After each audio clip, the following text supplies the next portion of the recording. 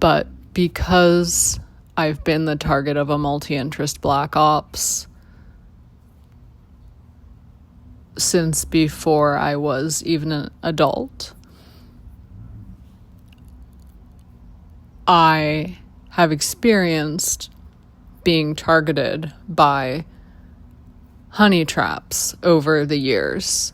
And a honey trap is a private investigator, a surveillance operative of some kind, contracted to attempt to initiate a romantic relationship with you of some kind, or romantic feelings, some kind of romantic relationship. It could be one intended to form a long-term relationship with you, to learn extensively about your character. It could be they're just trying to ghost you and get you to freak out and look crazy.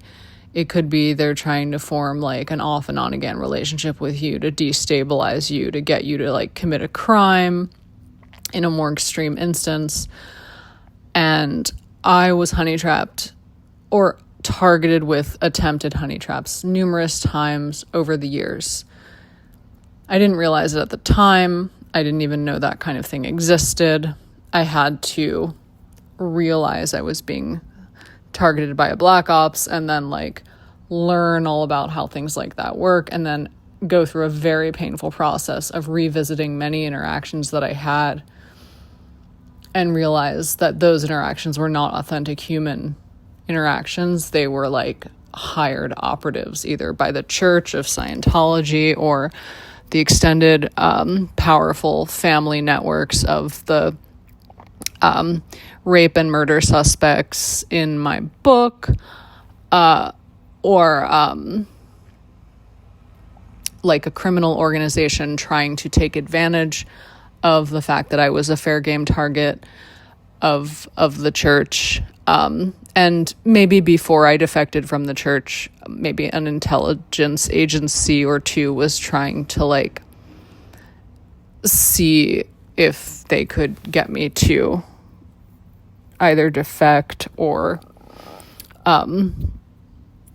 do something that would like discredit the church or something like that. So the reality is, in New York City, all those organizations converge and have shared interests and shared territories. So I want to share a specific pearl of wisdom that I noted in one person who was actually very successful in honey trapping me several years ago. They met me through a stage production I was doing. They were one of the other actors who was cast, and they used a series of mirroring tactics based on having studied an extensive file of my behavior and my behavioral nuances. And they had tons and tons of little quirks and tics and traits that were not native to their behavior and their persona. They were intentionally put on as a way of triggering a sense of familiarity from me. I don't know which organization they worked for, or if they were contracted through a company like Black Cube or Kroll, the way Harvey Weinstein hired when he was trying to harass someone writing a book about him. But this person was a skilled operative, and I'm guessing they were getting paid to do this. They were not a hobbyist investigator. And one time I was taking the train to rehearsal.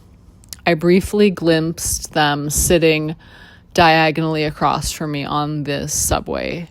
At that point, I'd already developed like an awareness of them, but I wasn't admitting to myself any kind of a crush at that point. I was already in a long-term relationship, and I also was very vigorously trying to study my lines before rehearsal. So I noted that they were diagonally on the subway car seat across from me, but I kept doing my work as I was heading to rehearsal, the same place they were going. So I was leaving the train, I was going up the subway stairs, and I noticed them flying past me on the stairs, and they were skipping a step. They were walking up the stairs 2 by 2, skipping a step each stair. And that is something I also do quite a bit. I do it for exercise. I do it to be speedy. It's kind of something not really that many people do it on the subway. Most people don't do it because you kind of feel like you'll look like an asshole. I think other people don't do it because they don't want to look like a prig, like a kind of douche who's like so self-important they like can't walk every stair. But I do it a lot because I'm like, oh, I'm getting exercise and I'm being like efficient. So kind of, whatever, some people do it. And this person did that, and they walked by me, and they knew I was going to notice them doing this. And that's not really normally something you do to try to make someone find you attractive. Normally, I think most people don't do the whole stair skipping thing because you do look like a bit of a prig. And this person, because they'd studied they had studied some kind of dossier on me, and this was one of the many little things they did to very subtly mirror my behavior and create this sense of like, oh my gosh, like this person's my soulmate. And no, that one particular instance of seeing them do this thing that I also didn't make me go, oh my God, they're my soulmate. But all of it adding up made me feel like a psychological closeness to this person. Like, I looked at them doing that and I was like, they do that thing that I do. And like, oh, it is, I never thought of it as like an attractive thing or something I did to impress people. But I was like, oh, they have this similar psychology to me, like maybe where they do this, thing. So